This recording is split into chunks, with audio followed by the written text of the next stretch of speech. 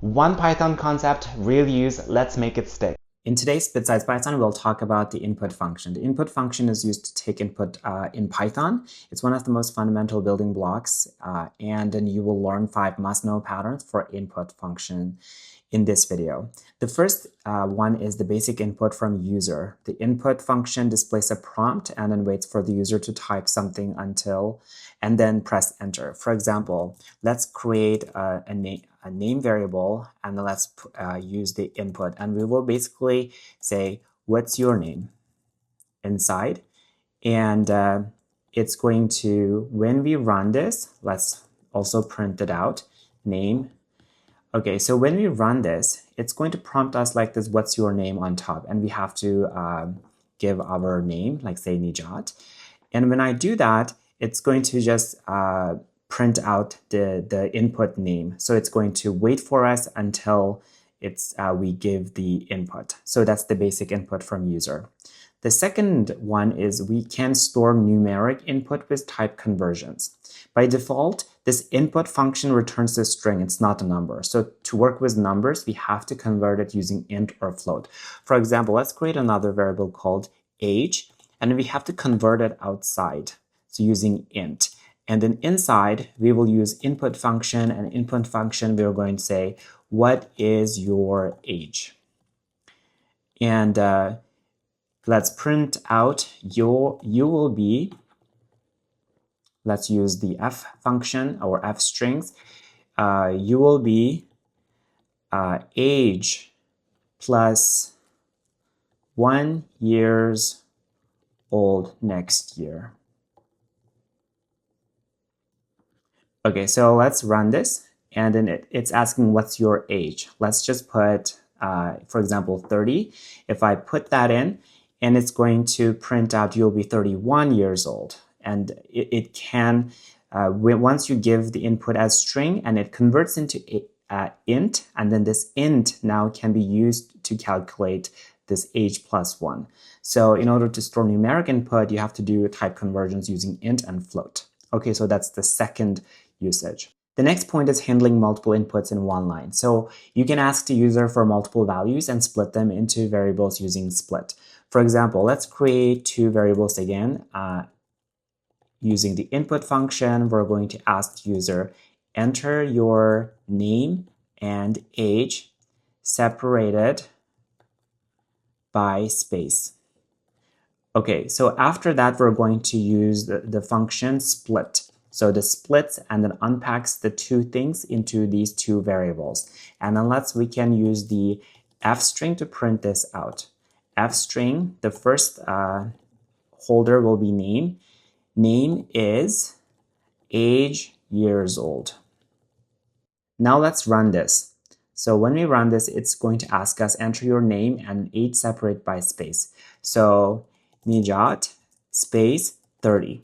When I do that, it's going to print out Nijat is 30 years old. So cool. So you can ask the user for multiple values, and you can use the split to split and then unpack into variables, and you can use those results later. Cool. We can also use the input in loops to collect multiple entries like a mini survey. For example, let's create a list first, answers, and let's loop through the answers that the user is going to give us. For I in range, let's collect 3 answers from the user. Now let's create another variable called answer to collect the user's input. Let's use f string, enter answer number. Let's put in the I in there, but the number is going to be I plus 1 because Python's range starts from 0. So you have to add 1 to start from 1. Okay, that. And then answer is given. We're going to put the answers dot append. We're going to put that answer into this empty list that we created before. And then let's just quickly print out these answers. Let's use the f string. And then the answers are, let's put in our answers list. Cool. Let's just quickly run this. And when we run it, enter your first answer, number 1. Let's put 12. The second one is 34. And then the third one is 67. And then after that, it just spits out the answers are 12, 34, 67. So we can use the input in loops like this to collect multiple entries. Now let's take a look at the last way to use the input validation with conditional logic. You can check and validate user input using the if statement. For example, let's do answer is equal to input function, and within it we will ask the user, do you want to continue? And then in the brackets we will say yes or no. And then if the answer, let's say if answer dot lower, let's just check if it's yes, we're going to print continuing. Let's do ... And then if it's not, we're going to print exiting. Cool. Let's just run this quickly. And then it's asking, do you want to continue?